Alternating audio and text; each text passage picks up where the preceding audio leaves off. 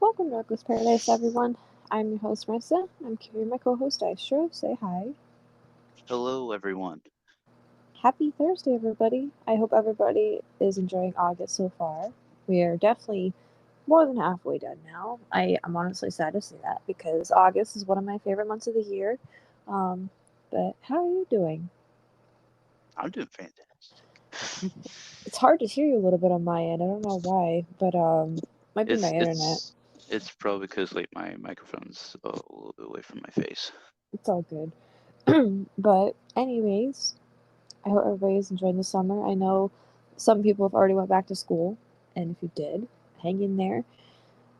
You'll push through the school year, just like me and Daisha did over here. Just a fair warning, my voice is still a little under the weather. I'm still recouping from Fair Week, so I apologize. It's a little raspy at times, but we're here. I'm still here, thank God. Um, but thank you guys for joining, and we hope you enjoyed tonight's episode.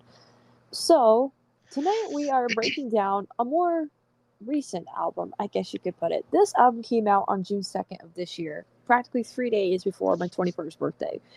And we are talking about Foo Fighters' most recent album, But Here We Are.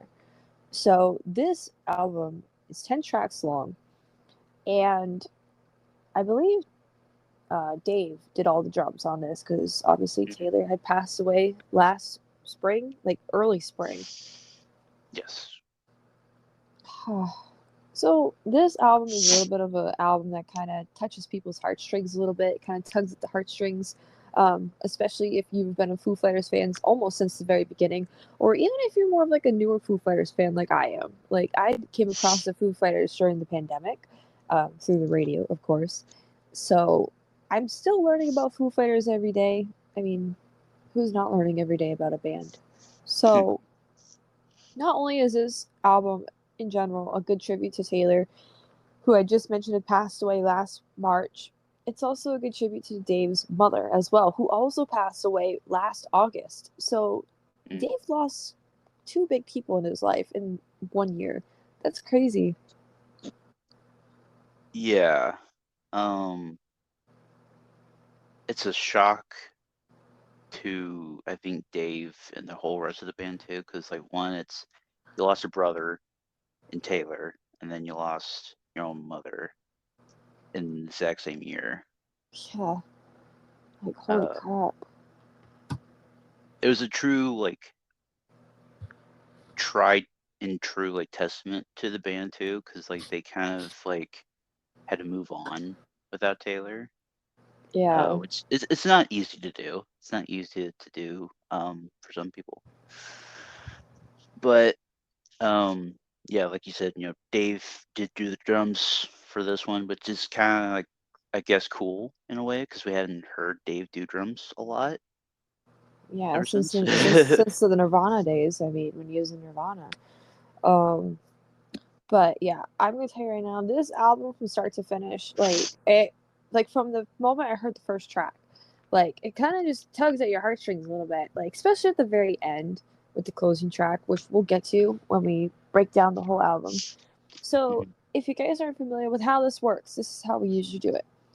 We take each track and break it down, meaning by meaning, how we felt listening to the song, and we rank each track on a scale from 1 to 10 individually. After we finish all the tracks, we rank the album as a whole on a scale from 0 to 100, just by taking an average, so to speak. So what we do, like, let's just say like we have a 10 out of 10, an 8 out of 10, and a 7 out of 10. You take that, so like a 10 out of 10 would be 100, 8 out of 10 would be 80, and a 7 out of 10 would be a 70. You add those three numbers and divide it by three, and that is the average. That's what we do for the albums. We basically add up all the totals and divide it by however many tracks were on this album. So in this case, there's 10 tracks. So this is pretty much your stereotypical album.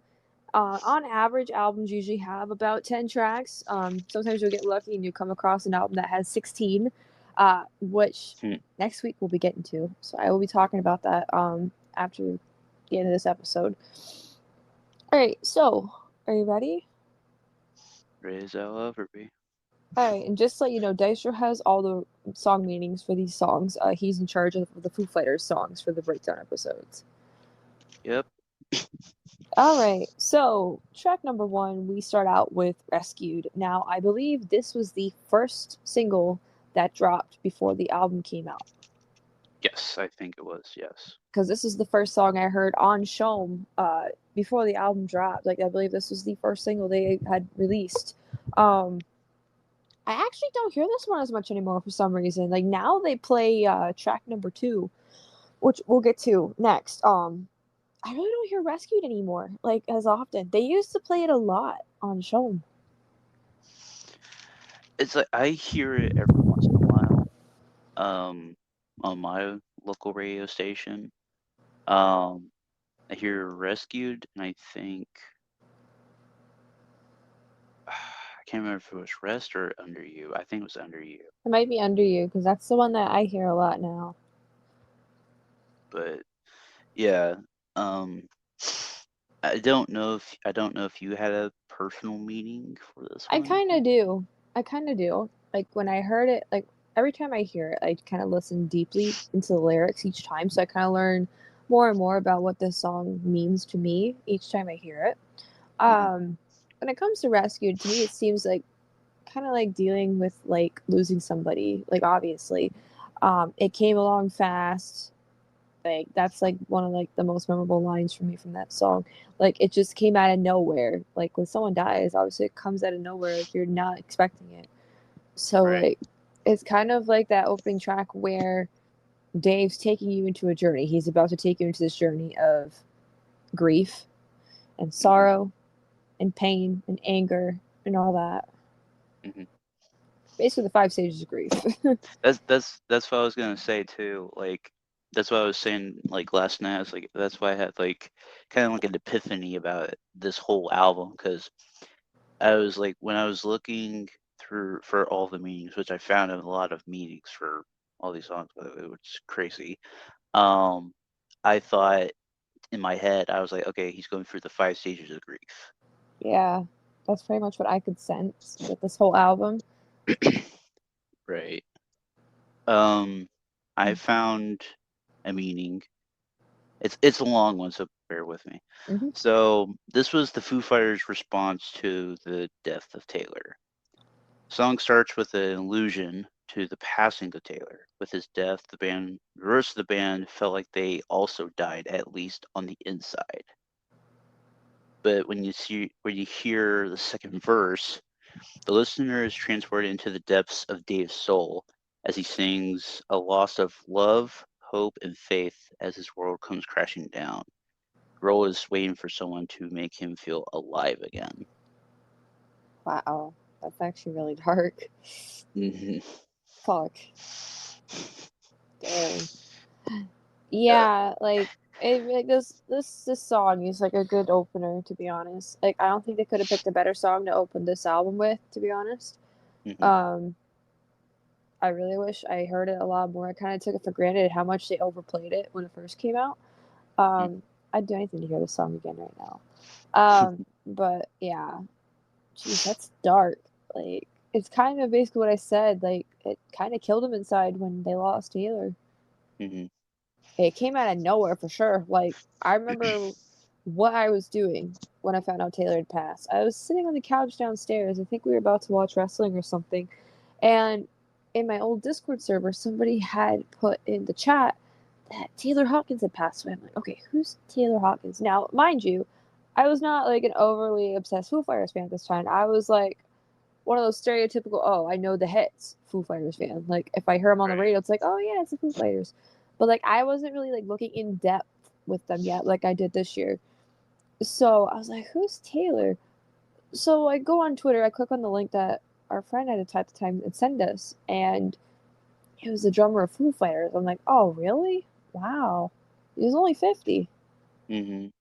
And he left behind a wife and kid too. Wow, that's crazy. Jeez.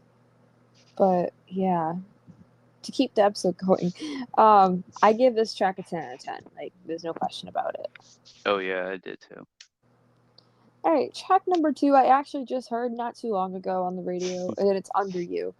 I don't know why, but they've started playing this one more, and I'm kind of glad they do because I actually like this one a little bit more than Rescued, believe it or not. Even though my ranking is the same for both songs, but I love the song. I love everything about it. Like it's just like the lyrics kind of catch my attention a little bit. Over it, I think I'm getting over it, and then Dave's like, "There's no getting over it."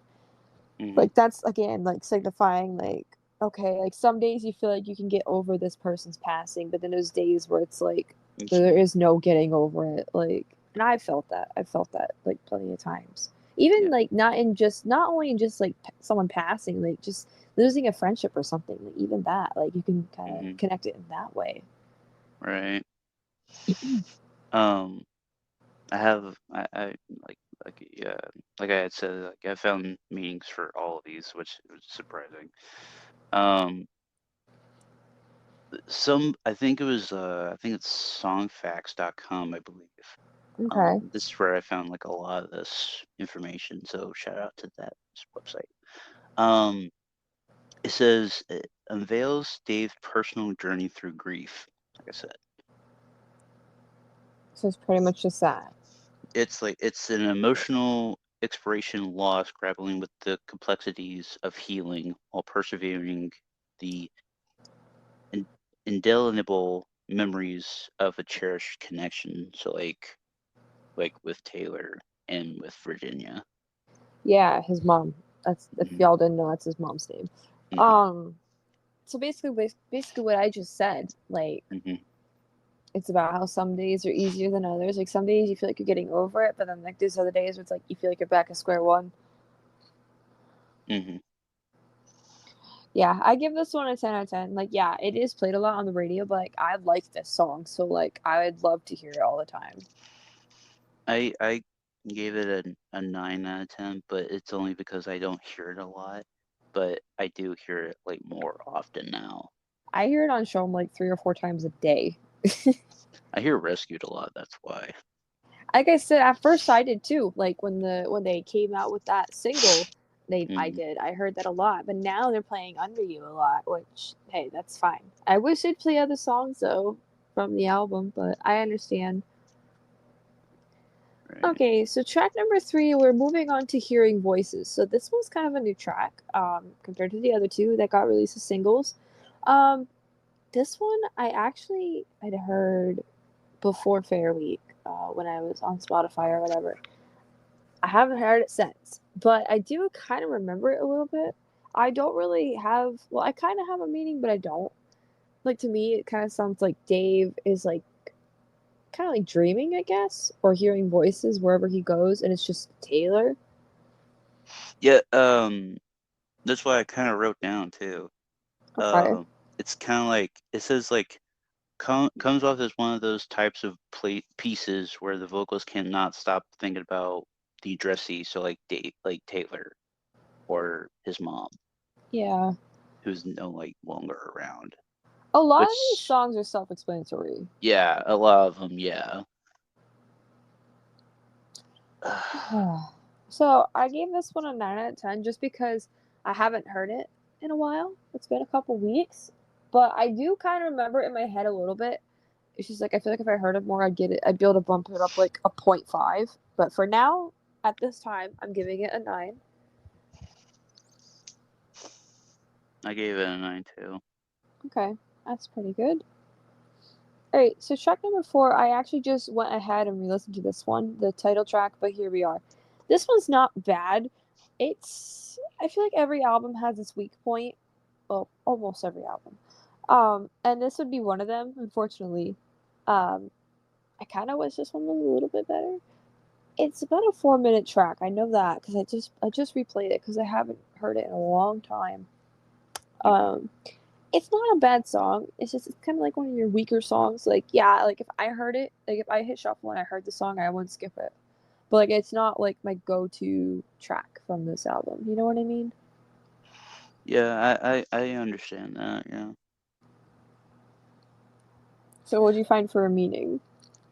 It's a so I put depicts grief in immediate terms, refusing to couch the knotty web of feelings. So like bubbling up, kind of like the feelings inside and not wanting to let them out, sort of thing. Yeah, it's kind of like closing yourself off, so to speak. Right. Isolation, that kind of thing. Yeah. Jeez, this really is like a journey through grief. Like, God, no It, it, wonder why I cried at the end. I mean, like when we listened to The Wall, it was a roller coaster, Oh like God. emotions. So, Oh God, I can't wait to break that album down. We're gonna have to do that in like 3 or 4 different parts.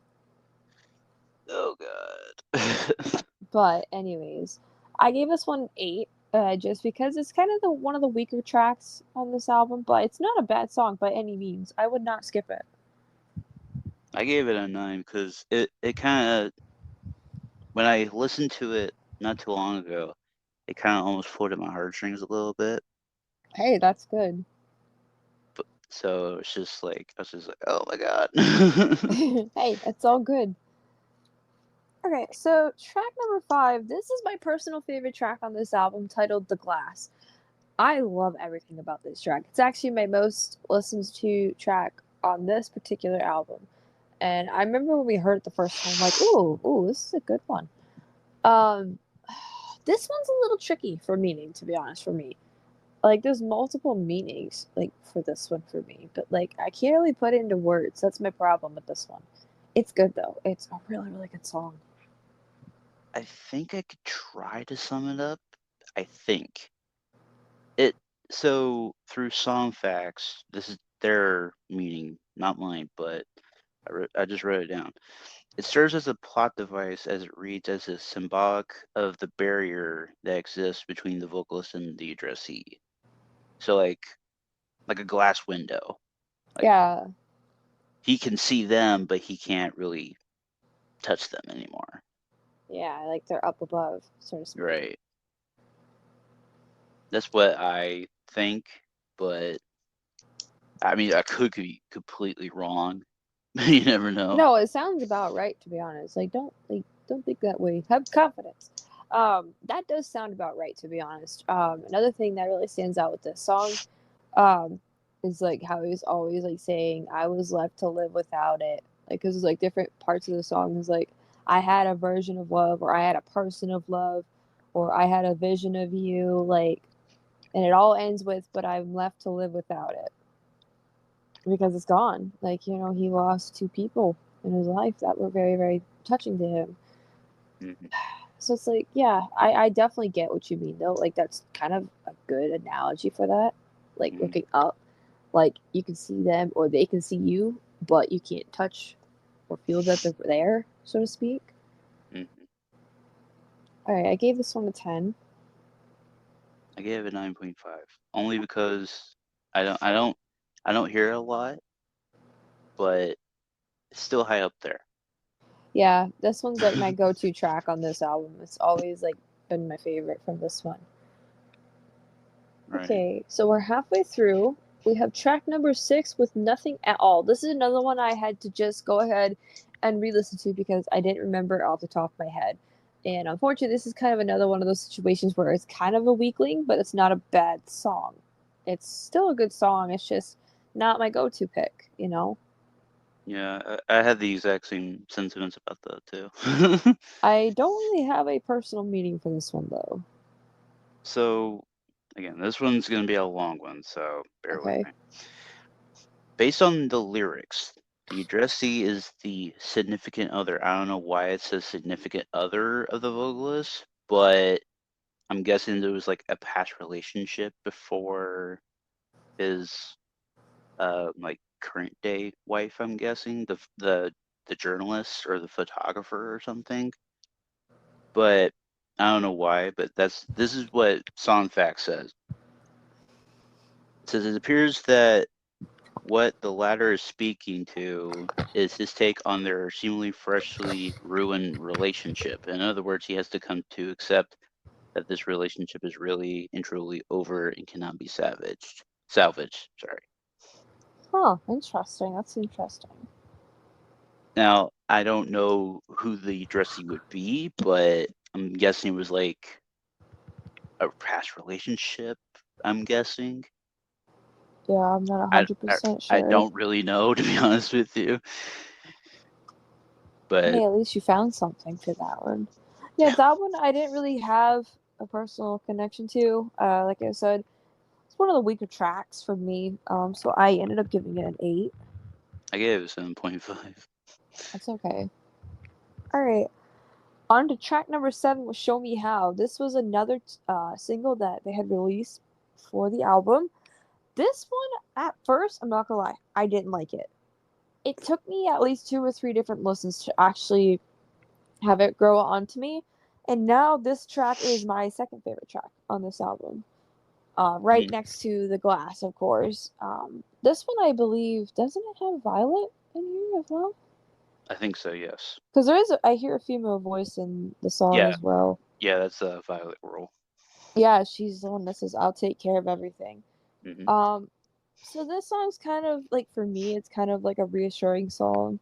Like, especially with that lyric in particular, I'll take care of everything from now on. It's like telling the person up above, like, I'm gonna take care of your family, your living will, like your friends while you're in the afterlife. Like, I will take care of everything from now on.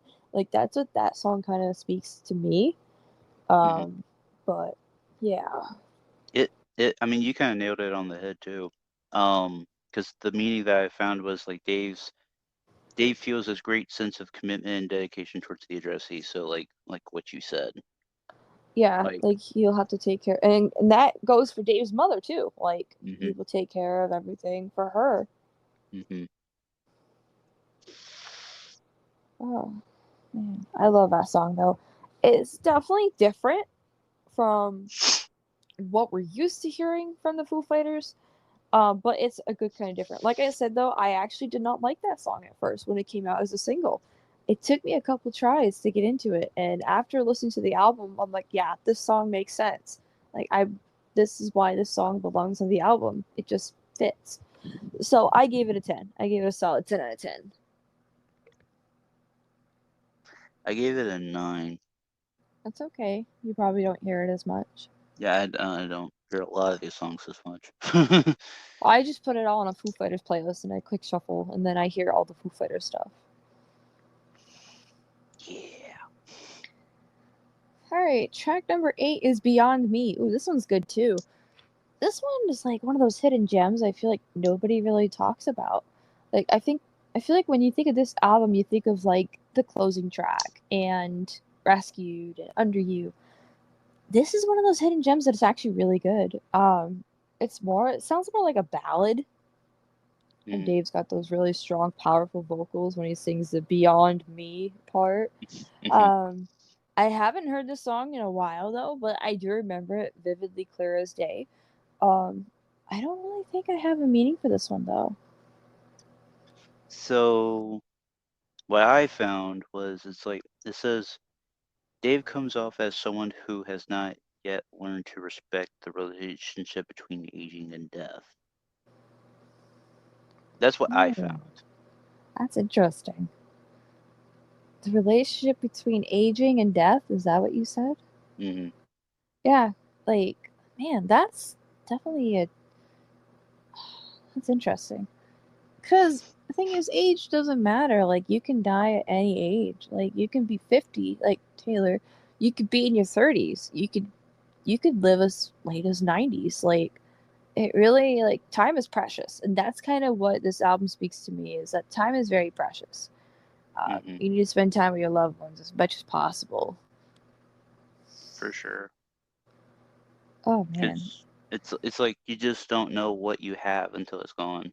absolutely, absolutely, that is so true. This one I'm gonna give a 9. I really wish I heard it more. I gave it a 9 as well. I love it though. The song's really good. I need to go back and listen to it again just for the hell of it. Hmm.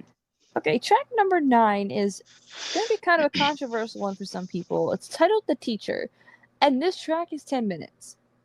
Yeah, 10 minutes long. It's literally the length of a Pink Floyd song from from the freaking Dog Sheep Animals album. You heard me. It's Animals. I Yeah. said dogs and sheep and pigs because that's literally the fucking titles of the songs in that album.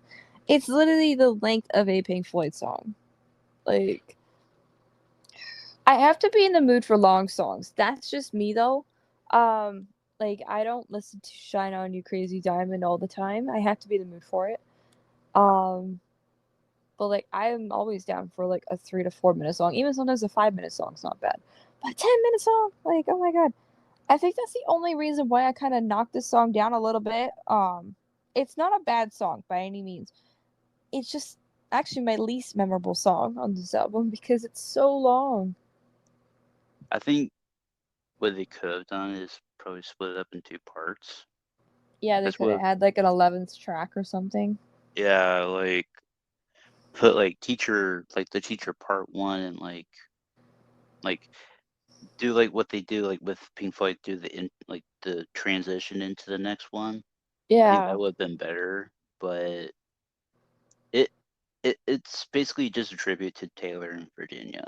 That's what it basically is. Yeah, because like your teacher, like to me, I think more of Virginia, to Hmm. be honest, because like that was his mother. Your mother's supposed to be your teacher when you're young, and even into adulthood too. Like your parents are supposed to continue to teach you things along the way. So like that's kind of what I think about. But then I also, like you said, you can also think about Taylor in this aspect as Dave being the teacher to Taylor. Hmm. Hmm. So It's like like so hard. it is. That's what I was gonna say. Like it's hard to like think about. Like man, this whole album just takes you through so many emotions. Like it's crazy. It's crazy how music can make somebody feel. For real. So this one I gave an 8 just because it's super long and it's actually my least memorable track on this album. I gave it a 10 out of 10 because it's like I kind of like I just turn my brain off when I listen to like long songs, like like with like the Pink Floyd songs that we Yeah, have listened to and stuff. I just try to turn my brain off, and it's like if I'm on like maybe a long drive or something, and like I've got some time to kill or something like that. I'll put on like maybe a long song or two just to like put my mind at ease. That's I why I have to put. be in the mood for it. I mean, I don't really need to be in the mood for a long song. It's like if it's just on there, I put it on there. Hey, But that's fine. I gave it the full 10 out of 10 because it's kind of like it just takes you on a journey. Yeah, it does. Like I said, That's it's my least memorable track from this album. Like I don't remember it much. I mean it is for me too, but I ranked it 10 out of 10. It's just because it's kind of growing on me a little bit. Right. So Whereas me, I haven't really had the time to go back and listen to a lot of stuff because Fair Week literally killed me. mm, All right, track number 10. We end the album with a song called Rest. This song broke my heart. This song, like, not like in like a bad way. Like, I'm talking like in a positive way, it's a good song, but like it made me sad. Like, it made me cry because like all I could think of was Taylor. right? That's all I could think of. That's all I could think of was Taylor's passing and how it really hit Dave and like how it impacted him in more ways than one. Hmm. Like, and the thing is, that song sounds different too. Like, they did something. Like, when you get to the main part of the song, they did something with it. I mean, I don't really know, to be honest with you. Like, it sounds like bass boosted. Like, you know when something sounds bass boosted? Hmm. That's kind of how it sounded. It sounded a little bass boosted. Mm. I mean, you could be right. I mean, you probably are right about that. Yeah, like go back and listen to that song and tell me that you don't hear like when you get to the main part of the song, it sounds so bass boosted. But it sounds cool. Like Mm. it sounds spaced out. Right. Oh my god. So, what'd you get for a So, I mean, it's kind of like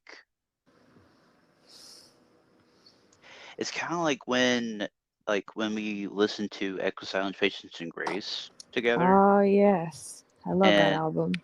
it was kind of like the what was that one track? Home? Um, Yes, home. That's what it was. That's what it reminds me of. That's what it reminds me of. Yeah, I was gonna say the same thing. Like, it kind of gives me shades of like home, because like, oh man, fucking even when we heard that song, like it made me kind of like get a little choked up because I thought of Taylor, even though that album came out in '07, Hmm. like way before Taylor's passing. So Yeah. It has sentiments of home and rest. Um, yeah, it's still like a really good song because it's like you get to hear. I guess in my aspect, you get to hear like Dave's like emotion getting out in the lyrics and stuff, yeah, and Pat, Nate, and Chris, like like you get to hear like kind of like they're playing, just kind of be just like it's so how should I put it? It's not the same without Taylor. it's And it's really like not. it's kind of like he was like kind of like the kindred spirit that was like lit up the band whenever like times were down sort of thing in my aspect. Um Ugh. whereas like like Dave and Taylor, like they were the best of friends, and it's like he doesn't get to talk to him anymore. Yeah. Now, what I noticed with this song, like a lot of the lyrics say that waking up, I had another dream of us, or something along the lines of that. Like you could kind of take a trip into Dave's daily mind of like what happens when he wakes up, and then like going through the process of kind of like accepting that he could, like, Taylor and Virginia can rest now. You'll be safe now, like that kind of thing. Right. And that's what kind of made me tear up. It's like they're gone and like they're in a better place. Like they're not suffering. They're free of any pain or sorrow. It's just like, oh, the after effects of the people that are still here on Earth. It's those aftershocks that people feel after somebody dies. Like pretty it's pretty heartbreaking. Hmm. I gave this song a 10 out of 10. Like no doubt about that. Yeah, I gave it a 10 out of 10 too. If anyone gives it less than a 10, you are a madman. Something's wrong with you. Yeah. So that is the breakdown of the album, track by track. Now we need to rank the album as a whole. So, who's going first? I'll let you go first. So I gave this a 92 out of 100 just by doing my math. It landed right on 92. Like no point 0.5, no nothing, which is good. I like an even number like that. This album is very, very solid. It's definitely better than the previous album they did in 2021 titled Medicine at Midnight. That album was definitely different. They Kind of experimented. sucked. I could never say that album was better than Concrete Gold, but this album is just awesome. From start to finish, it's a really good album. Takes you through, like I said before, it takes you through a whole journey of the 5 stages of grief, ending with acceptance and trying to move forward, that the person could rest. You could really hear Dave's emotions on this album. They did try a few new things, and I think it did work out for the most part, especially with Show Me How. And The Glass too. I love that song. That's like my standout song right there. The Glass. Right. Overall, a very, very good album, and I think it's definitely a top contender for album of the year. Oh, for sure. Bar none. Bar none. I gave it a 90. Hey, we're right around the same ballpark. Yeah, like I did my, calculations and stuff, and it landed like smack dab on 90. Hey, that's cool. That's good. We're right I around the was like same ballpark. I was like, wow. I was like, what are the chances of that? What an album, man. What an album. Absolutely. And I'm glad I own it. Thank you, by the way. Um, it's a weird album cover though. Like the album art, it's all white, so like you gotta have like supreme vision to see Hmm. it. Thanks, Yeah, Dave. it's because I remember you were telling me about like it can turn blue too. The middle line, there's like a little line in the center of the album cover and the disc too. I don't know if this is true for vinyl owners. I think vinyl owners may have to check. But over time, it turns blue. I don't know if it's just exposure to oxygen or sunlight or what. Unless I'm just seeing things and I am like hallucinating. But I found it on Facebook. Someone had posted on the Foo Fighters like fan page on Facebook. So I went ahead and checked mine. I'm like, no shit, it is turning blue. Like, what the fuck? That's actually Ah. pretty cool, though. It is. Like, I don't know if any other fan notices that. So, like, if you Foo Fighters fans have a copy of But Here We Are, let me know if yours is turning blue in the center. Like, there's like a center line on the disc and the album art. Like I said, I don't know about vinyl. You'll have to let me know if you guys have vinyl and if you guys own that. But that, my friends, wraps up our breakdown of But Here We Are. Awesome album. I totally recommend you guys to check it out. And if you guys have already checked it out, what's your favorite track from this album? Let us know on social media or in the comments, wherever you want to talk to us. So, I'm going to go ahead and announce the next 2 episodes because this Sunday is my solo episode. Dystro will be having the night off on Sunday. We'll give him the boot.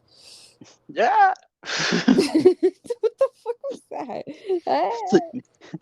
It's like, you know, the scene like where like Jazz like gets kicked out of like the house in Fresh Prince of Bel-Air. He's like, ah, you know, it's like Oh, you God. giving me the boot, and like, ah.